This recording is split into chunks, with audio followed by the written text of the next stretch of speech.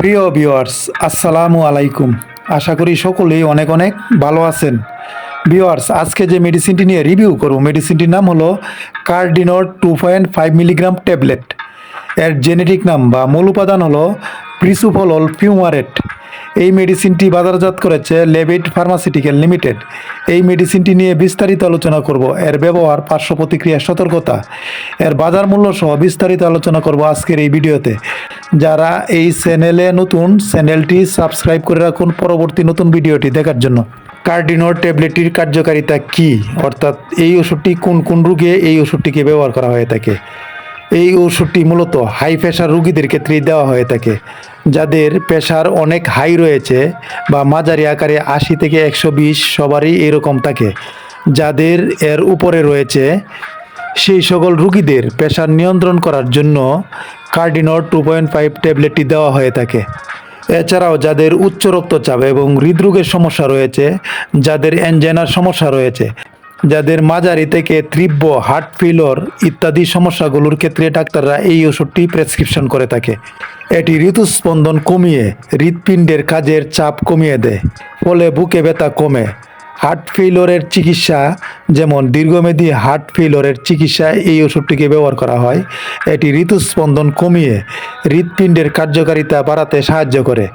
এছাড়াও হাত পা কাঁপানো, বুক ধড়ফড় করা, বুক কাঁপা, হার্টের সমস্যা, উচ্চ রক্তচাপ, হার্ট ও হাই প্রেশার, মাথা ব্যথা, মানসিক অস্থিরতা এই ওষুধটিকে ব্যবহার করা হয়ে থাকে। এই ওষুধটি ভবিষ্যৎ হার্ট অ্যাটাক, স্ট্রোকের ঝুঁকি কমায়। ডোজ বা সেবনবিধি। প্রাপ্তবয়স্কদের জন্য ডোজ হলো কার্ডিনর 2.5 মিলিগ্রাম প্রতিদিন একটি করে ট্যাবলেট ভরা পেটে সেবন করতে হবে। প্রয়োজন হলে এর ডোজ বাড়ানো যেতে পারে। 5 মিলিগ্রাম এবং 10 মিলিগ্রাম পর্যন্ত দেওয়া যেতে পারে। রোগের উপর নির্ভর করে ডাক্তাররা এর ডোজ নির্ধারণ করে থাকে। এই ওষুধটি খাওয়ার আগে অবশ্যই একজন ডাক্তারের সাথে পরামর্শ করে সেবন করতে হবে।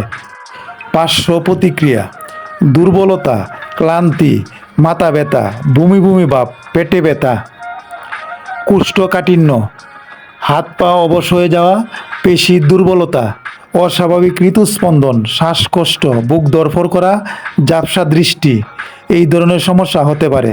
সবার ক্ষেত্রেই পার্শ্ব প্রতিক্রিয়া দেখা যায় না। যদি অস্বাভাবিক লক্ষণ দেখা যায় তাহলে দ্রুত ডাক্তারের সাথে যোগাযোগ করবেন। গর্ভাবস্থায় স্তন্যদানকালে এই ওষুধটি ব্যবহার করা যাবে কিনা। গর্ভাবস্থায় স্তন্যদানকালে ব্রিসুপলল ব্যবহার করা উচিত নয়। ব্রিসুপলল মাতৃদুগ্ধ নিঃসরণের কোনো তথ্য জানা নেই, তাই ব্রিসুপলল ব্যবহারের সময় দুগ্ধদান থেকে বিরত থাকতে হবে। কার্ডিনর প্রতি পিস 2.5 মিলিগ্রাম ট্যাবলেটের দাম 60 টাকা। আজ এ পর্যন্তই। ভিডিওটি দেখে যদি একটু উপকৃত হয়ে থাকেন, চ্যানেলটি সাবস্ক্রাইব করে রাখুন। আসসালামু আলাইকুম, সকলকেই ধন্যবাদ।